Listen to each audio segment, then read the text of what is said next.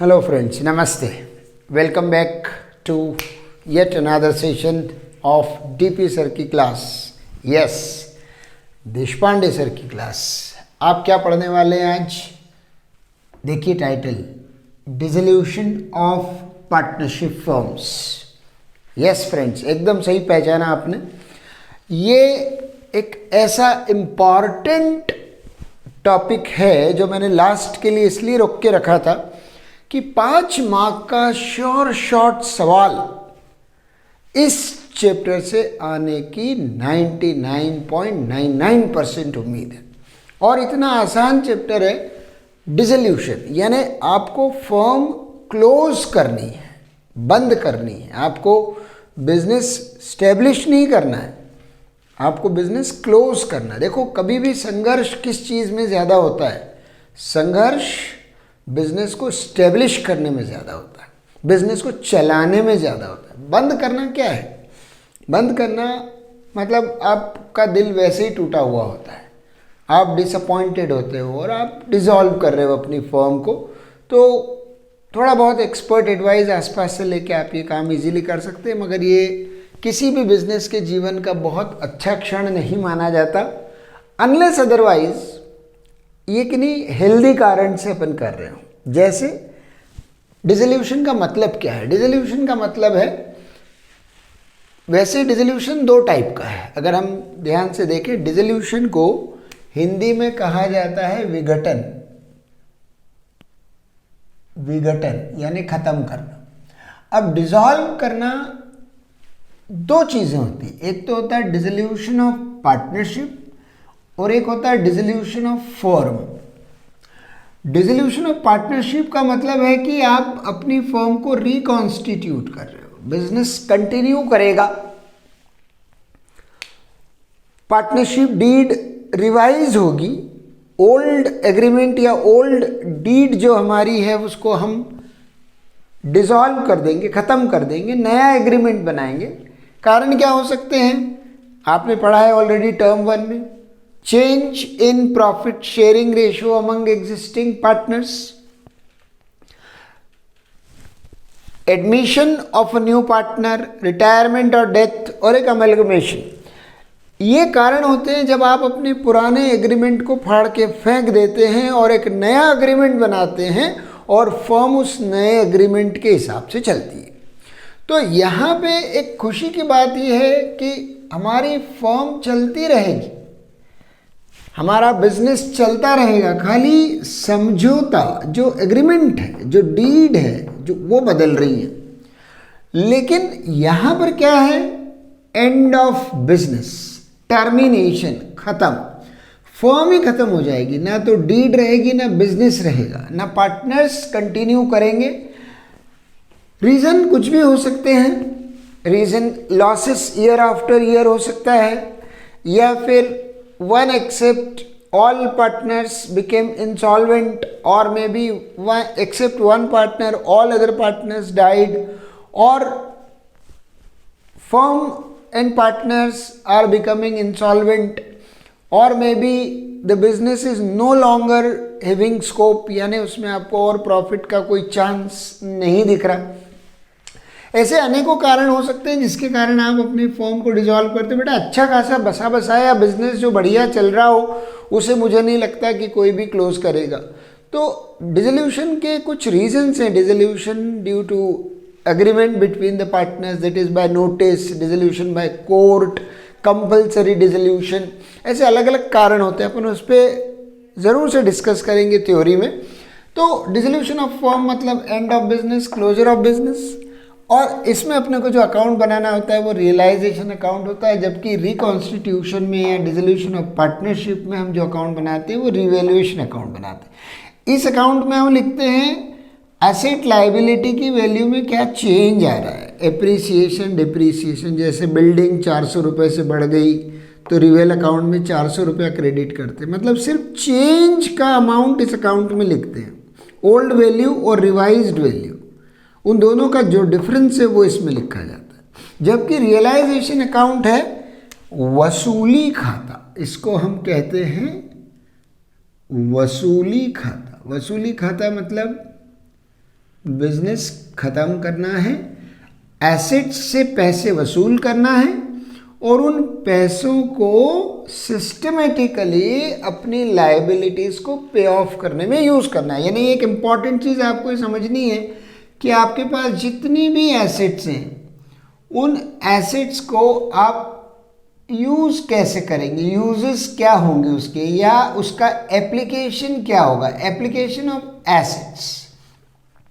आप अपनी फर्म बंद कर रहे हैं, आपके पास जितनी भी एसेट्स हैं उन एसेट्स को आप सबसे पहले एक्सटर्नल लायबिलिटीज को पे ऑफ करने में यूज करेंगे। यानी बाहरी लायबिलिटीज जो आपने आउटसाइडर से लिया है, ना तो पार्टनर्स से ना ही किसी और इनसाइडर से, आपके ना वो तो रिजर्व्स है, ना आपके प्रोविजंस है, ना आपके वो पार्टनर्स के लोन है। External liability means third party claims, like you have taken loan from any bank, or there is a bank overdraft, or you have taken loan from your partner's relatives, or maybe creditors, bills payable, या फिर employees की outstanding salary, या ऐसे कोई भी और खर्चे जो आप थर्ड पार्टी को पे करोगे, वो कहलाते हैं एक्सटर्नल लायबिलिटीज। तो उनका सबसे पहले नंबर पे हमको पेमेंट करना पड़ता है। यानी इन एसेट्स को बेचकर जो भी पैसा आएगा उस पैसे का सबसे पहला इस्तेमाल कहाँ होगा, एक्सटर्नल लायबिलिटीज को पे ऑफ करने। दूसरे नंबर पे क्या होगा, दूसरे नंबर पे ऐसा होगा बेटा कि आपको पार्टनर्स से अगर आपने कोई लोन लिए हैं तो उन्हें रीपे करना है। पेमेंट ऑफ पार्टनर्स लोन, यानी अगर आपके अपने पार्टनर ने आपको कैपिटल के अलावा मदद की है, लोन दिया है, पैसा दिया है, तो आपको उसे रीपेमेंट करना है, राइट। यानी पहले थर्ड पार्टी क्लेम्स, फिर partners claims on account of their loans, and third and last is the capital settlement. हम क्या करेंगे, लास्ट में पार्टनर्स का जो कैपिटल लगाया हुआ है बिजनेस में उसका सेटलमेंट करेंगे। वैसे भी आप जानते हो कि liability of partners is unlimited, तो पार्टनर्स ने लगाई हुई कैपिटल का पैसा उनको वापस मिले ये ज़रूरी नहीं है। ये डिपेंड करेगा बिजनेस की फाइनेंशियल कंडीशन, हमारा बिजनेस कैसी स्थिति में डिसॉल्व हुआ है उस पर डिपेंड करेगा। तो हमारे पास जितनी भी एसेट्स हैं उसका हम एक प्रॉपर लिस्ट बनाएंगे और उन एसेट्स को हम सेल आउट करेंगे, लिक्विडेट करेंगे अगर हो जाए तो, और लिक्विडेट ना हो तो भी एसेट का इस्तेमाल हम एक्सटर्नल लायबिलिटी में सबसे पहले करेंगे। मतलब देखिए 3 तरीके होंगे आपके पास। आप अपना एसेट बेच दीजिए, कैश ले आइए और उस कैश से एक्सटर्नल लायबिलिटी रीपे कर दीजिए, या फिर आप अगर आपका एसेट नहीं बेच पा रहे हैं तो बार्टर सिस्टम में लायबिलिटीज के साथ एडजस्टमेंट कर लीजिए।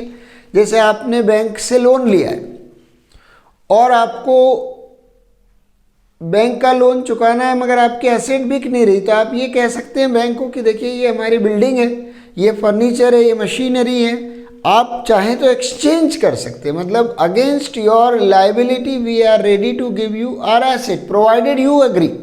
तो अगर वो तैयार हों, वो एग्री करें तो आप अपना एसेट उसमें दे सकते हैं। तो पहला हुआ assets realised for cash. Number 2 barter system, that is exchange between an asset and liability. और थर्ड ये होता है कि अगर कोई भी हमारा एसेट बिक नहीं रहा है, या मान लीजिए एसेट को बेचना इमीडिएटली इम्पॉसिबल हो रहा है, क्रेडिटर भी उसको लेने को तैयार नहीं है, तो हमारे पार्टनर्स की रिस्पॉन्सिबिलिटी बनती है, लीगल रिस्पॉन्सिबिलिटी बनती है कि वो उस एसेट को टेक ओवर करें, अपने घर से पैसे ला करके दें और हम एक्सटर्नल लायबिलिटीज़ का पेमेंट करें। तो हमें क्या सीखना है बेटा कि अकाउंटिंग जब इस चैप्टर की हम करेंगे, डिसोल्यूशन के लिए अकाउंटिंग करेंगे, तो हमें बनाना है कुछ जर्नल एंट्रीज, और ये इस चैप्टर की जान है। जिन बच्चों ने जर्नल एंट्रीज अच्छी कर ली वो इस चैप्टर में बिल्कुल होशियारी से 5 में से 5 नंबर ले आएंगे। अकाउंट बनाने हैं 3, रियलाइजेशन अकाउंट यानी वसूली खाता, पार्टनर्स कैपिटल अकाउंट यानी पार्टनर्स का साझेदारों का पूंजी खाता, और कैश या बैंक अकाउंट यानी कि आपको अपने लिक्विड एसेट का इनफ्लो आउटफ्लो दिखाने के लिए, जैसे कैश फ्लो स्टेटमेंट बनाते हैं, जैसे कैश बुक बनाते हैं, वैसा कैश और बैंक अकाउंट बना के बताना। तो ये 4 छोटी छोटी सी चीज़ें हमको इसमें सीखनी है। अब इम्पॉर्टेंट क्या है? इम्पॉर्टेंट है इसके कुछ कंसेप्ट समझना है आपको। तो देखिए मैं बात कर रहा हूँ इसके कॉन्सेप्ट्स पर, थोड़ा ध्यान दीजिएगा। आप जब डिसोल्यूशन का क्वेश्चन करने बैठेंगे तो आपके पास आमतौर पे डेटा कैसा होगा, डेटा के फॉर्म में या क्वेश्चन के फॉर्म में आपको क्या दिया जाएगा? तो आपको आमतौर पर एक बैलेंस शीट दी जाती है बेटा। बैलेंस शीट का मतलब है जो statement of assets and liabilities हम ईयर एंड पे बनाते हैं वो आपको दिया जाएगा। उस बैलेंस शीट के अंदर अगर आप ध्यान से देखोगे इस तरह की बैलेंस शीट होगी। उस बैलेंस शीट के अंदर आपके पास तमाम सारी लायबिलिटीज दी जाएंगी और तमाम सारी एसेट्स होंगी। आपको जो इंपॉर्टेंट चीज समझना है, मतलब आप प्लीज ध्यान दीजिएगा इस पर्टिकुलर पॉइंट पर, ये जो मैं अब बताने जा रहा हूं आपको, ये इस चैप्टर के लिए बेहद ज़रूरी है। मुझे क्या करना पड़ेगा, मेरे पास जितनी भी एसेट्स हैं उन एसेट्स में इस टाइप का क्लासिफिकेशन ढूंढना पड़ेगा, मन ही मन समझना पड़ेगा मुझे कि कुछ एसेट्स होती हैं जो रियलाइजेबल एसेट्स होती हैं। Realisable assets are those assets which have a realisable value, यानी जिसको हम मार्केट में बेचें या लिक्विडेट करने जाएं तो हमको उससे पैसा मिल सके, उन एसेट्स को बोलते हैं रियलाइजेबल एसेट्स। और कुछ एसेट्स होती हैं फिक्टिशियस या नॉन रियलाइजेबल एसेट्स। अब इसके छोटे छोटे से एग्जाम्पल्स देके मैं आपको क्लियर करूंगा। Non-realizable assets are those assets which cannot be converted into cash, which do not have any realizable value। तो आपके पास जैसे मान लीजिए कैश, बैंक, ये बैलेंसेस दिए हैं तो ये तो ऑलरेडी लिक्विड एसेट्स हैं, इनको आपको रियलाइज करने की ज़रूरत नहीं। लेकिन जैसे आपके पास डेटर्स हैं, debtors are the customers whom we have paid sold goods on credit, जिनसे हमको पैसा लेना है। बिल्स रिसीवेबल है, प्रॉमिसरी नोट्स हमको मिले हुए हैं, फर्नीचर है। तो ये ऐसी एसेट्स हैं बेटा जिनसे कि हम पैसा ला सकते हैं, इनको रियलाइज कर सकते हैं, इनको लिक्विडेट कर सकते हैं। लेकिन अगर मान लीजिए आपके पास यहाँ पर लिखा हुआ मिलता है profit and loss account, debit balance, asset side पे होने वाले बैलेंस को डेबिट बैलेंस बोलते हैं, तो ये अनडिस्ट्रीब्यूटेड लॉस। तो ये अनडिस्ट्रीब्यूटेड लॉस आपका रियलाइजेबल वैल्यू नहीं रखता, इससे आपको कुछ भी पैसा मिलेगा नहीं। आप अपना लॉस बेच के या अपना दुख बेच के पैसा नहीं ला सकते। एडवर्टीजमेंट सस्पेंस अकाउंट, ये फिक्टिशियस एसेट होता है, advertisement suspense account. Deferred revenue expenditure बोलते हैं इनको। Fictitious assets, they do not have any realisable value. तो जब आप डिसोल्यूशन का क्वेश्चन करने बैठेंगे आपको दी जाएगी एक बैलेंस शीट। बैलेंस शीट में ध्यान से देखिएगा, एसेट्स, एसेट्स में देखिएगा ये जो दो हैं ये तो ऑलरेडी लिक्विड एसेट्स हैं, इनका हमें लिक्विडेशन नहीं करना है, इनको हम सीधा कैश और बैंक अकाउंट में यूज करेंगे।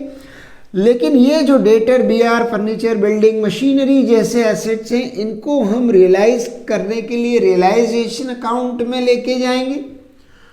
और ये जितने भी फिक्टिशियस एसेट्स हैं जिनका कोई मतलब नहीं होता, ये सिर्फ डेबिट बैलेंस के कारण यहाँ बैठते हैं, लेकिन ये हमारी बैलेंस शीट के ऊपर एक तरह का बोझ है, किसी तरह से कोई रियलाइजेबल वैल्यू नहीं है इनका। तो इन्हें हम पार्टनर्स कैपिटल अकाउंट में एज ए लॉस बांट के ख़त्म कर देते हैं। तो हम एसेट साइड का पोस्टमार्टम करेंगे, कैश बैंक को अलग कर देंगे। जैसे कैश फ्लो में भी आपने सीखा कि ओपनिंग और closing balance of cash and cash equivalent is not used anywhere in cash flow statement. Rather, at the end of the CFS, A plus B plus C is equal to net increase or decrease in cash and cash equivalent, और फिर उसमें opening balance add करते हैं तो is equal to closing आता है। Similar काम यहाँ पर करना है हमें। इसको पूरे सवाल में सॉल्व करते समय कहीं यूज नहीं करना। आखिरी में कैश बैंक अकाउंट जब बनाएंगे तो वहां पर इसको एज ओपनिंग बैलेंस लिखेंगे। इनका चूंकि देखिए एसेट साइड में जितने भी यहाँ बैठे हैं, P&L, advertisement, suspense account, furniture, BR, debtor, ये सब का बाय डिफॉल्ट डेबिट बैलेंस होता है। आपको पता है rules of debit and credit के हिसाब से एसेट्स का डेबिट बैलेंस होता है, राइट। इधर गुडविल भी हो सकती है, तो goodwill is intangible asset but not a fictitious asset, इसको हम रियलाइज कर सकते हैं। ये रियलाइजेबल एसेट की गिनती में आता है, तो इसे भी हम रियलाइजेशन अकाउंट में लेके जाएंगे।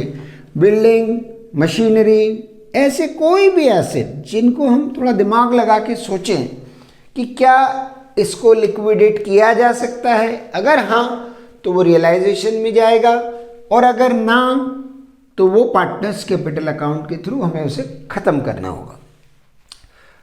एसेट्स का डेबिट बैलेंस होगा, तो जितनी भी एसेट्स यहाँ लिखी हैं उन्हें जहाँ जहाँ भी भेजना है उस अकाउंट को डेबिट करके एसेट के अकाउंट को हमें क्रेडिट करना होगा।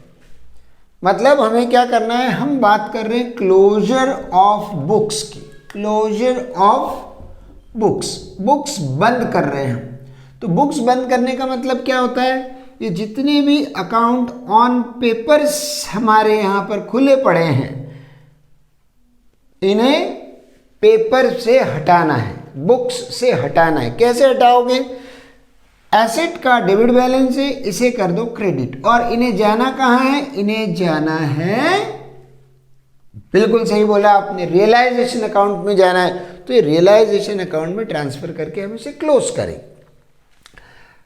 होगा क्या, इसी तरह आपको इस तरफ लाइबिलिटीज दी जाएंगी, जैसे creditors, bills payable, bank loan या पार्टनर्स रिलेटिव्स लोन्स, है ना। पार्टनर्स के रिलेटिव, ब्रदर, सिस्टर, वाइफ, इन्होंने अगर फर्म को कोई लोन दिया है। इसके अलावा अगर आपने बैंक से ओवरड्राफ्ट किया हुआ है, ये सब आपकी एक्सटर्नल लायबिलिटी की गिनती में आता है। और आपको अब भी मैंने बताया कि जब आप इन एसेट्स को लिक्विडेट करेंगे तो इनसे आने वाला पैसा सबसे पहले आपको एक्सटर्नल लायबिलिटीज की तरफ यूज करना है, राइट।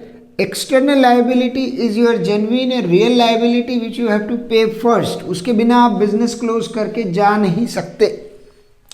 उसके बाद आपको ध्यान देना है कि पार्टनर्स के भी अगर लोन होंगे, लोन फ्रॉम पार्टनर्स, एक तो हुआ पार्टनर्स रिलेटिव्स लोन, रिलेटिव का लोन अलग है, रिलेटिव थर्ड पार्टी है और पार्टनर हमारा सेकंड पार्टी है। पार्टनर खुद जो है प्रिंसिपल और एजेंट वाली रिलेशनशिप बिजनेस के साथ होती है, तो लोन फ्रॉम पार्टनर का उसका सेकंड नंबर पे आएगा। एक्सटर्नल लायबिलिटी को फर्स्ट नंबर पे रखना है, और हमारे पार्टनर्स के जितने भी कैपिटल्स हैं, right, capital account of partners, ये लास्ट में पेमेंट होता है इसका, right. So please remember we have to take care of these things in this order only. अब जितनी भी लायबिलिटीज हैं उन सब का क्रेडिट बैलेंस होता है बेटा। क्रेडिट बैलेंस को ऑन पेपर हटाना है, बंद करना है, तो इन्हें करना पड़ेगा डेबिट। तो ये ऐसे बनेगा creditors account debit to realisation account. ये जितनी भी हैं सब रियलाइजेशन में ट्रांसफर होंगी। Realisable assets and realisable liabilities have to be transferred to realisation account. वसूली खाता है, हमको एसेट से पैसे लाके इनको पे ऑफ करना है। तो creditor debit to realisation, bills payable account debit to realisation, bank loan account debit to realisation, partners relatives loan account debit to realisation, bank account debit that is bank overdraft account debit to realisation. इन सबको debit करके realisation account को हम credit करेंगे। अब हम शुरू करते हैं इसका जर्नल एंट्री का सिस्टमेटिक प्रोसीजर। तो आप एक एक एंट्री को ध्यान से समझ के मेरे साथ लिखते जाना, और अगर साथ साथ नहीं लिखना है तो कम से कम ध्यान से देख के immediately after the video entries का नोट बना लेना बेटा। नोट्स अगर बना लोगे आप तो आपकी 90% प्रॉब्लम यहीं पर सॉल्व हो जाएगी। ठीक है, तो अब हम स्टार्ट कर रहे हैं जर्नल एंट्रीज। निकाल लीजिए नोटबुक और देखिए ध्यान से, स्टेप बाय स्टेप मैं आपको बता रहा हूं। यस फ्रेंड्स, तो हमको अब सीखनी है जर्नल एंट्रीज। मैंने आपको फिर से याद दिलाना है कि इसका सवाल सही करने का एक ही गुरु मंत्र है, जर्नल एंट्रीज पर आप अच्छा कमांड कर लें। देखिए कैसे, अब मैं बारी बारी से बात कर रहा हूं। मैं बात कर रहा हूं बैलेंस शीट की एसेट साइड की, है ना बेटा। अब जितने लेजर हमारी बुक्स में खुले हैं उन सारे लेजर्स को हमें बंद करना है। एसेट साइड पर जितनी चीजें हैं सब का डेबिट बैलेंस है, उसमें से कैश और बैंक को भूल जाना, क्योंकि कैश और बैंक अपने आप लिक्विड एसेट्स हैं, उन्हें लिक्विडेशन की जरूरत नहीं है। अब आती है transfer of other assets, right. So पहला जो जर्नल बनाना है वो बनाना है ट्रांसफर ऑफ रियलाइजेबल एसेट्स। बेटा ये एक इंपॉर्टेंट वर्ड है। रियलाइजेबल एसेट्स का मतलब होता है वो एसेट्स जिनको हम लिक्विडेट कर सकते हैं। उसकी एंट्री क्या बनेगी, उसकी जर्नल एंट्री बनेगी। चूंकि एसेट्स का डेबिट बैलेंस है और मुझे एसेट्स का अकाउंट बंद करना है, तो डेबिट को खत्म करने के लिए मैं करूंगा क्रेडिट। तो मेरे एसेट अकाउंट हो जाएंगे क्रेडिट, और ये ट्रांसफर कहाँ होंगे, to realisation account. Transfer of realisable asset to realisation account. क्या लिखूंगा मैं लिखूंगा रियलाइजेशन अकाउंट डेबिट। ये सब रियलाइजेशन अकाउंट में डेबिट साइड पर जाके बैठ जाएंगे बारी बारी से। जितने भी एसेट्स हैं उन सब का ट्रांसफर होगा। सन्ड्री एसेट्स आपको एग्जाम में इंडिविजुअली लिखना है बेटा। अगर आपको 5 एसेट दी हैं, debtors, BR, building, furniture, goodwill, तो सबका अलग अलग नाम लिखना है। Realisation account debit to building account, to furniture account, to goodwill account, to debtor account, to BR account. जैसे जैसे आप एसेट को क्रेडिट करते जाते हैं उसका अकाउंट बंद हो जाता है। ख्याल ये रहे कि आपने एसेट का अकाउंट सिर्फ बंद किया है, अभी रियलाइज नहीं किया है। आपको ये गलतफहमी ना हो कि एसेट बिक गई, अभी बिकी नहीं है, अब वो बिकने के लिए तैयार है। उसको हमने रियलाइजेशन अकाउंट में ट्रांसफर किया, बुक्स में से उसका लेजर हटा दिया, फिजिकली वो एसेट अभी हमारे पास है। उसका अब कितना कैश आता है या वो कैसे रियलाइज होती है ये हमें आगे मालूम पड़ेगा। तो इसका नरेशन क्या होगा, being sundry assets except cash, bank and fictitious assets. Fictitious assets कभी भी रियलाइज नहीं होती हैं। ट्रांसफर्ड टू रियलाइजेशन अकाउंट या फिर देयर अकाउंट क्लोज्ड। ये है आपकी प्रिंसिपल एंट्री नंबर 1। अब क्या होगा, जैसे आप एसेट्स को रियलाइजेशन में ट्रांसफर करेंगे, रियलाइजेशन अकाउंट में ये डेबिट साइड पे पोस्ट हो जाएंगे। इस तरह से आपको एक रियलाइजेशन अकाउंट बनाने का भी प्रैक्टिस साथ साथ में करना है। Realisation account in nature is nominal account. 4 column होते हैं इसमें, डेबिट क्रेडिट दो साइड और पर्टिकुलर्स अमाउंट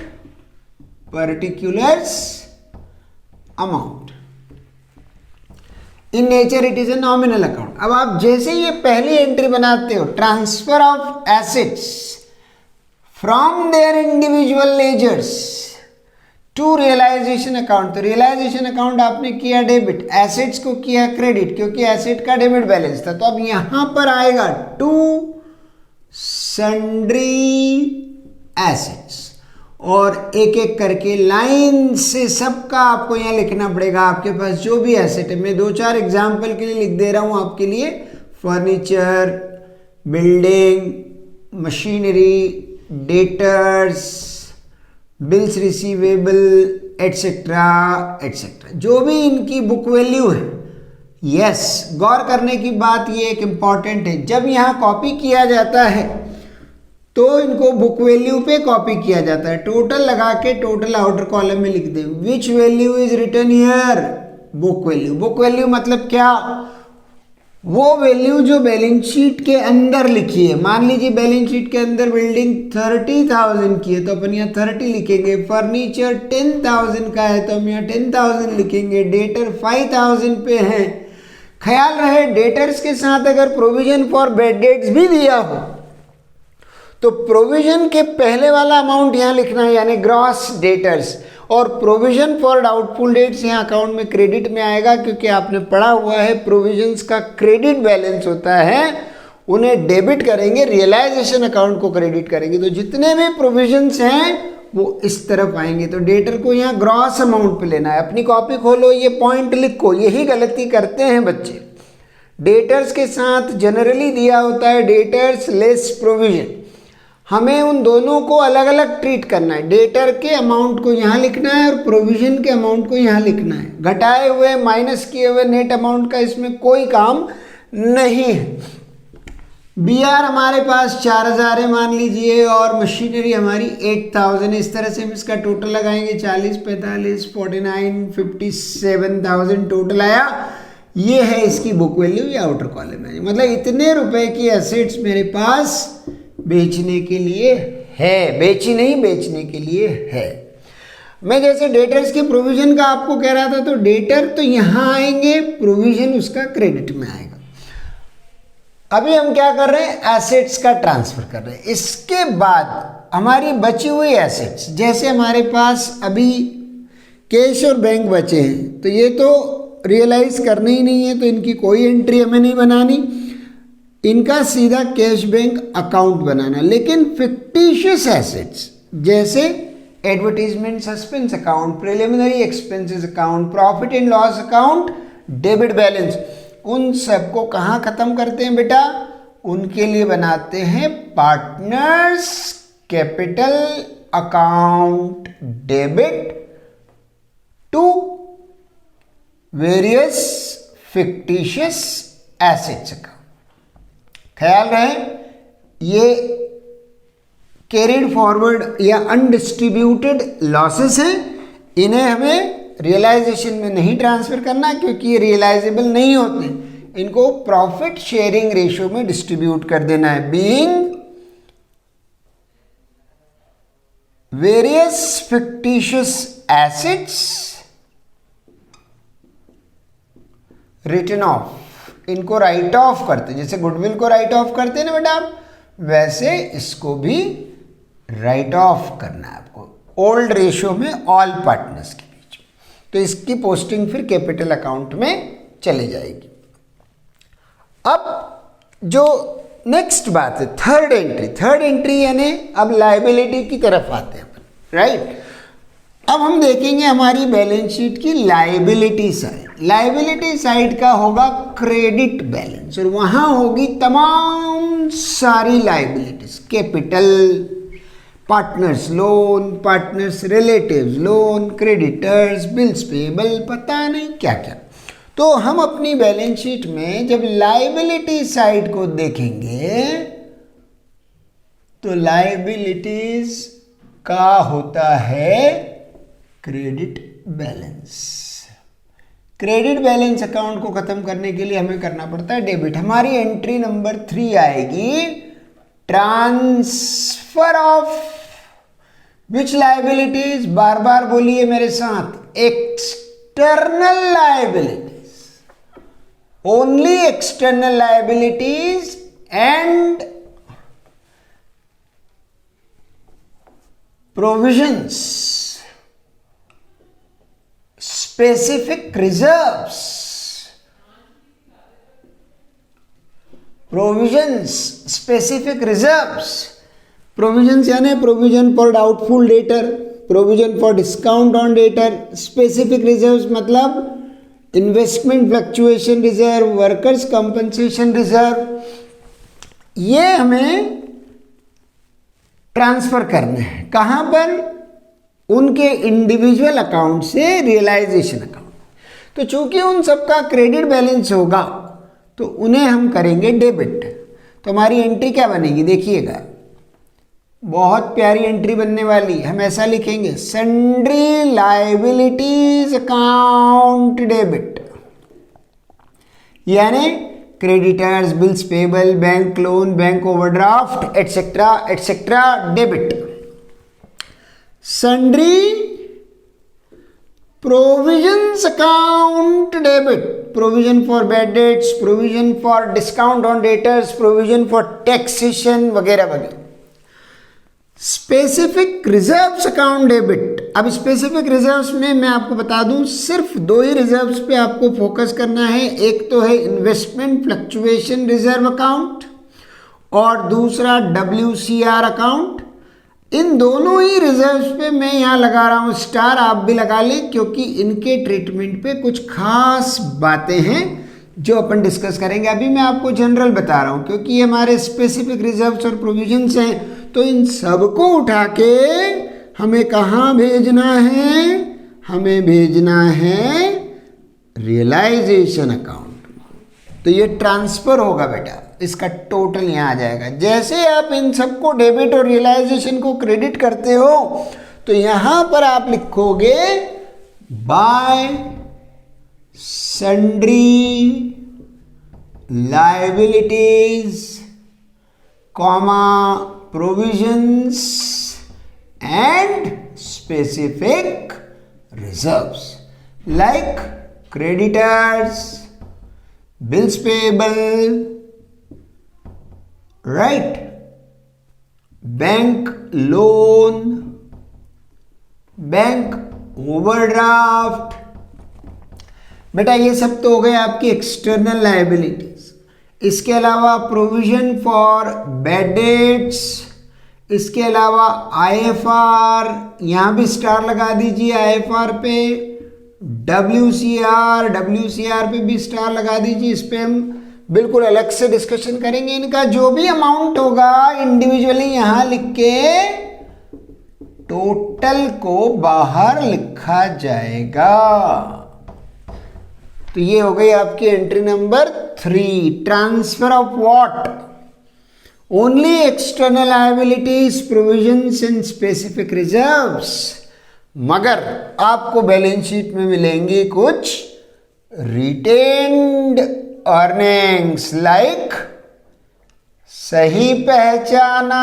इसीलिए तो कहते हैं कि इंटेलिजेंट बच्चों की क्लास चल रही है। ये सही पहचाना, general reserve, contingency reserve, P&L account, credit balance, ये सब है अनडिस्ट्रीब्यूटेड प्रॉफिट्स जो फर्म ने पास्ट फ्यू ईयर्स में कमाए मगर रिटेन करके रखे थे। तो अब चूंकि फर्म डिसॉल्व हो रही है तो वो पार्टनर्स का पैसा है, पार्टनर्स को दे दिया जाएगा, तो पार्टनर्स के अकाउंट में ट्रांसफर होगा। तो आप एंट्री बनाएंगे जनरल रिजर्व अकाउंट डेबिट, क्योंकि जनरल रिजर्व भी बैलेंस शीट में कहाँ आता है? लायबिलिटी में। उसका क्या नेचर होता है? क्रेडिट। तो उसे खत्म करने के लिए क्या करेंगे? डेबिट।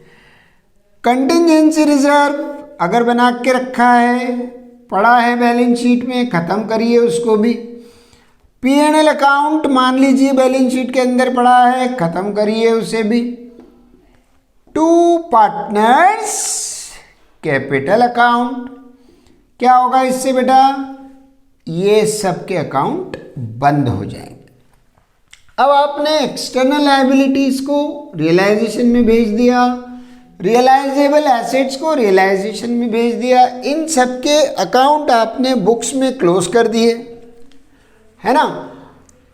अब ऑन पेपर तो ये एग्जिस्ट नहीं करते, आपकी बुक में बिल्डिंग के नाम का कोई अकाउंट नहीं है, बिल्डिंग का नया नाम रख दिया रियलाइजेशन, क्योंकि ये यहाँ ट्रांसफर हो गया। तो इन सब का नया नाम क्या है, all realisable assets are now better known as realisation account. जब आप बिल्डिंग बेचें और बिल्डिंग बेच के आपको पैसे मिले तो आप ये एंट्री मत बनाना cash account debit to building account. ये बहुत ही फ्रिक्वेंटली कमिटेड एरर है, मिस्टेक है जो बच्चे करते हैं। चूंकि तुमने बिल्डिंग का अकाउंट बंद कर दिया है, उसे तुमने रियलाइजेशन में ट्रांसफर कर दिया है, तो उसका नया नाम क्या हो गया बेटा, अब रियलाइजेशन अकाउंट।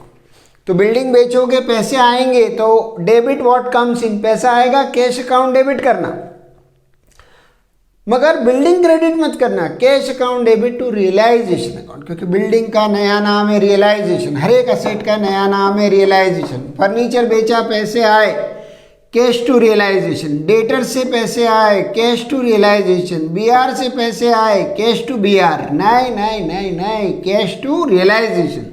मशीनरी बेची, पैसे आए, cash to realisation. This is what is expected from you all.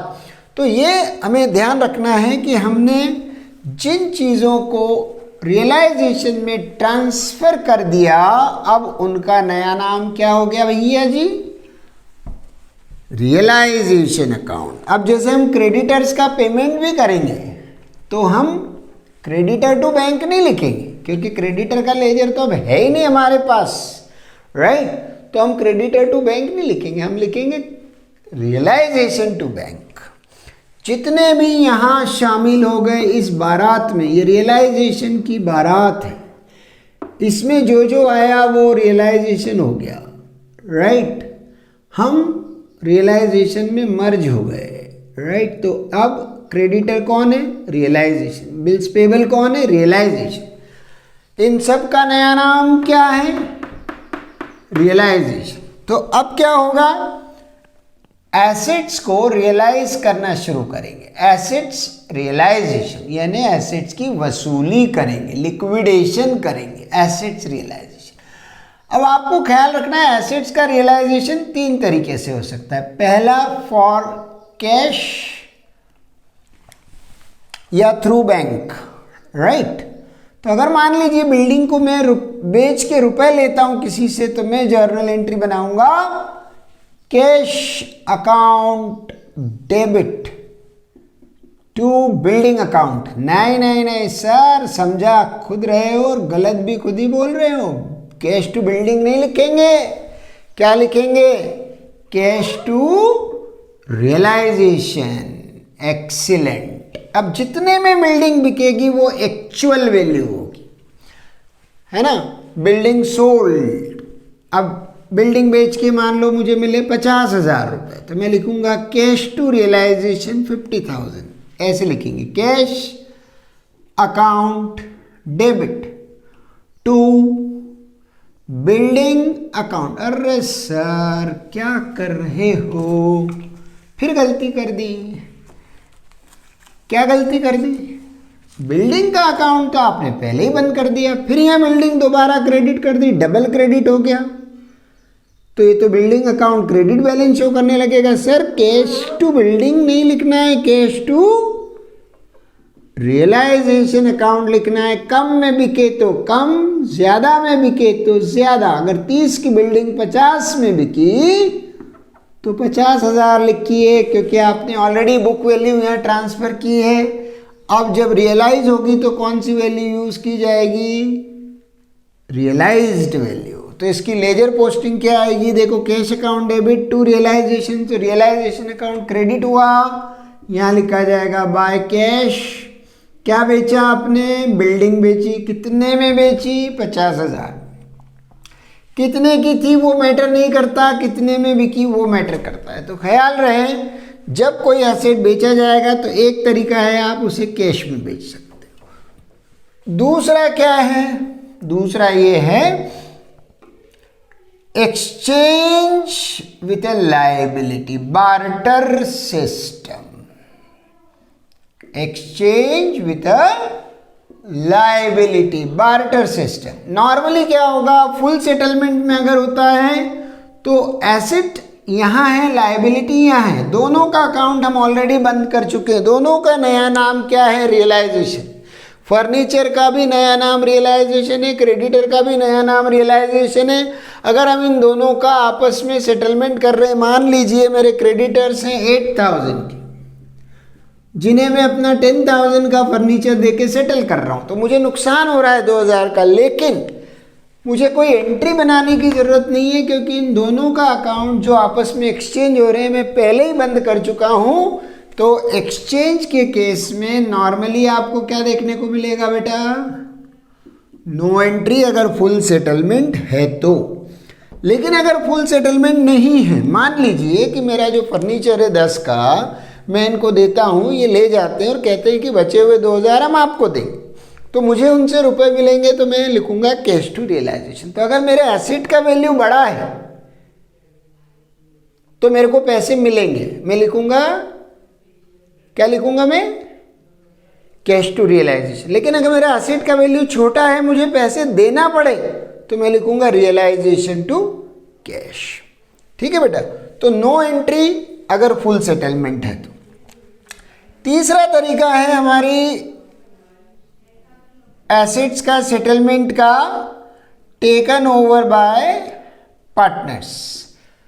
जैसे मैंने आपको कहा कि बहुत सी बार पार्टनर्स की चूंकि लायबिलिटी अनलिमिटेड होती है और एसेट अगर नहीं बेच पा रहे हैं, तो it is the responsibility of partners to take over the assets. तो अगर वो एसेट लेके जाते हैं तो ये उनका एक तरह से ड्राइंग हो गया, फर्म का एसेट पार्टनर ले जाए, ये बात ठीक नहीं है, उनके कैपिटल से सेट ऑफ होगा।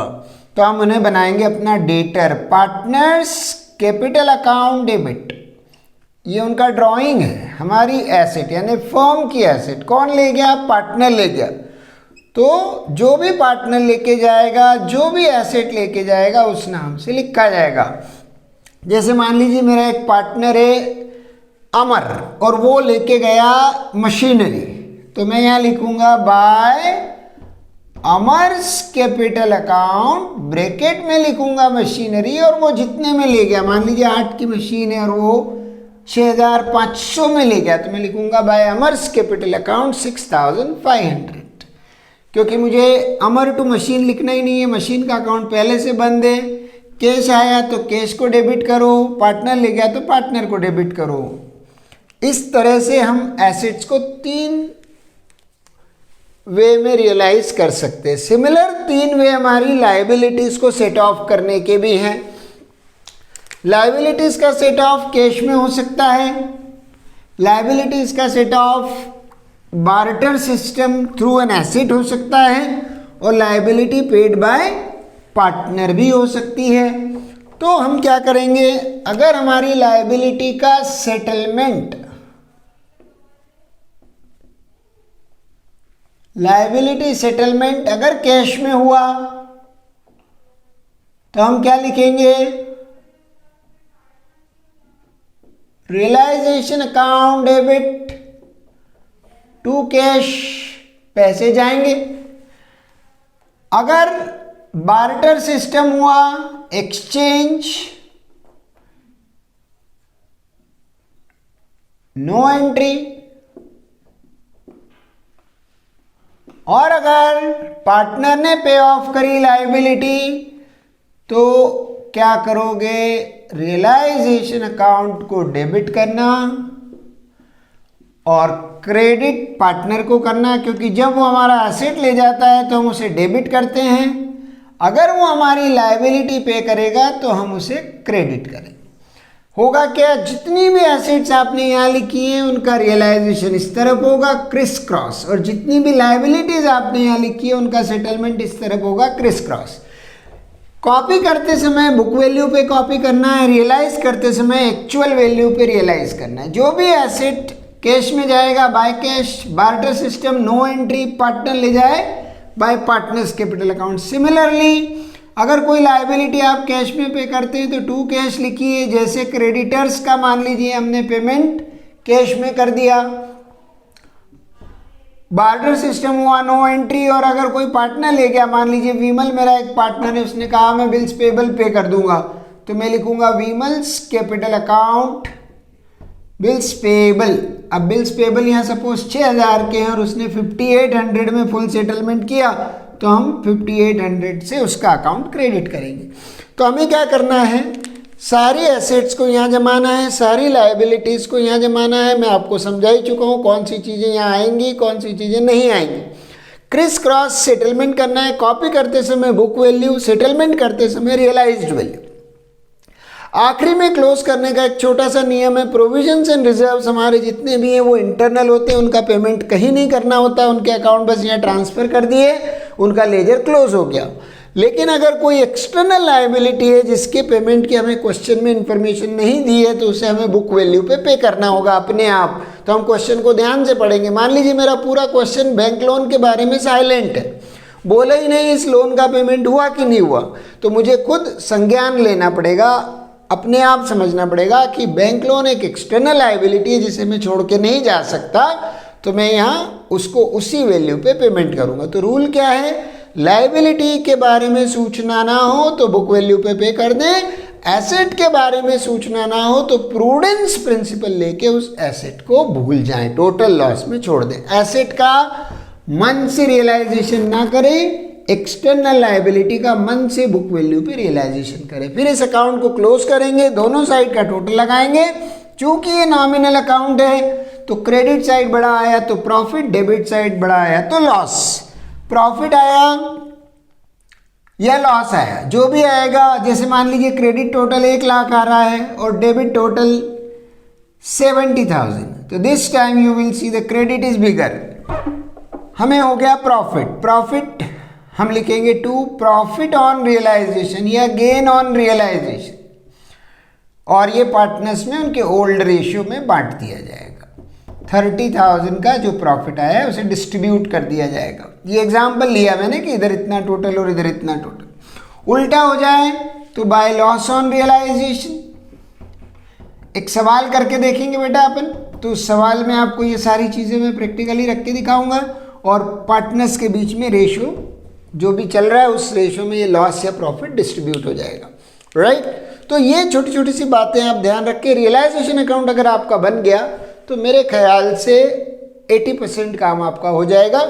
हम एक सवाल के थ्रू रियलाइजेशन अकाउंट भी बनाएंगे, पार्टनर्स कैपिटल अकाउंट और कैश और बैंक अकाउंट भी करेंगे, राइट। इसे ध्यान से देखें, समझें और बताएं, नोट्स ज़रूर बनाएं, ये मेरा निवेदन है। 5 मार्क का क्वेश्चन है ये, और इसमें जहाँ तक हो सकता है जर्नल एंट्री के क्वेश्चन ज़्यादा आते हैं, ठीक है बेटा। Thank you.